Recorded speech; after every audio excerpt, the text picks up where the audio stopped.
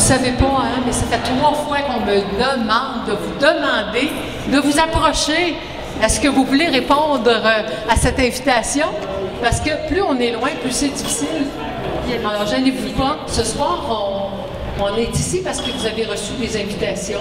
Ça vient de où, ça, l'opération populaire d'aménagement? En fait, c'est une démarche qui a été entamée en 2004 à Pointe-Saint-Charles. Eux, ils l'avaient pris d'une autre démarche qui avait été faite dans le centre-ville avant, dans Ville-Marie, dans le centre-sud, qui avait été faite surtout, je pense, sur une espèce de quadrilatère. Pointe-Saint-Charles, les autres se sont dit, on va l'élargir, on va le faire à la grandeur du quartier.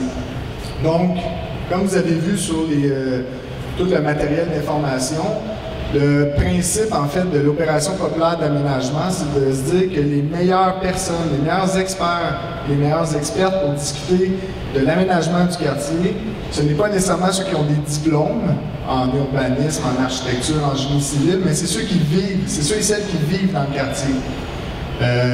Donc, en partant de là, on a une espèce de processus de consultation mis en place par les groupes communautaires qu'on appelle l'opération populaire d'aménagement, où on va aller voir ce que les gens qui vivent dans le quartier aimeraient voir et aimeraient rencontrer dans le quartier. Donc, ça va toucher tout et n'importe quoi. Si vous voulez une piscine dans tel parc, ben, ça va être la place de le dire. Si vous voulez un feu de circulation au coin de telle rue parce que vous le trouvez dangereux, ça va être la place de le dire. Des dos d'âne sur telle rue, une ligne d'autobus, je sais pas moi, des logements sociaux à tel coin de rue. Bon, c'est vraiment tout ce qui est d'aménagement, tout ce que vous ressentez aussi dans le quartier. Vous ne vous sentez pas en sécurité sur telle place parce que telle raison, ben, ça va tout être la place pour en discuter. Puis on va refaire, on va planifier le quartier. Puis après ça, avec ce qu'on va avoir été chercher, ben, on va agir en conséquence. C'est pour ça qu'on dit observer, planifier, agir. Donc OPA, Opération populaire d'aménagement, OPA aussi pour observer, planifier, agir. On va s'aligner vers une fin de semaine. Et le but de cette fin de semaine-là, ça va être de faire comme ils ont fait à Pointe-Saint-Charles, d'avoir des ateliers thématiques sur des enjeux d'aménagement. Il va y avoir des visites. Donc, en fait, sûrement le samedi après-midi, les gens partiraient en groupe. On diviserait là, le sud-ouest en zones et là, les gens partiraient visiter avec des cartes. Et là, tout est permis, comme je l'ai dit tantôt. Donc, on veut vraiment toute la population, tout le monde égaux. Puis, on veut que les experts et les expertes, ceux qui ont des diplômes, les urbanistes, les architectes, eux autres viennent en appui, nous aident à formuler d'une façon technique ce que les résidents et les résidentes vont avoir mentionné, vont avoir développé comme idée. Donc, en fait, c'est ça là, le processus d'opération populaire d'aménagement qu'on vous propose. Observer, ça va être d'aller sur le terrain, de marcher, de voir ce qu'on veut. Après ça, on va planifier. Donc, les planifications, ça va être de discuter pendant la fin de semaine, de discuter ensemble. Après ça, il faut agir. Donc, vous allez vous promener dans une première phase. On vous invite à faire le tour du secteur au complet. Après ça, on sollicite les gens qui se séparent un peu le secteur. On a séparé le quartier en 3 secteurs différents.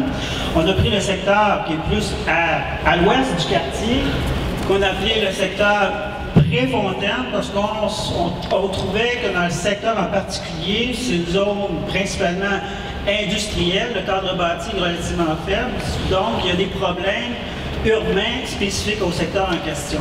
Donc c'est industriel, un cadre bâti le plus ancien de la ville, d'Hochelaga, du quartier. Donc, sûrement, il y a des problèmes qui sont plus évidents, il y a plus de terrains vacants, il y a un niveau de pauvreté un petit peu plus important, etc.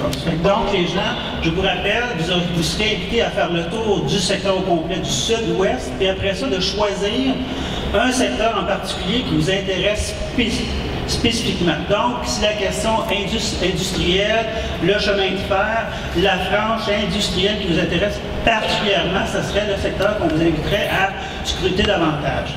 Le deuxième secteur, c'est dans le fond, c'est le cœur du sud-ouest. Hein? Ça va de la rue Préfontaine à De Chambly. Donc là encore là, c'est un cadre bâti avec des restaurations relativement importantes ces dernières années parce que ça comprend entre autres l'ancienne industrie Labo.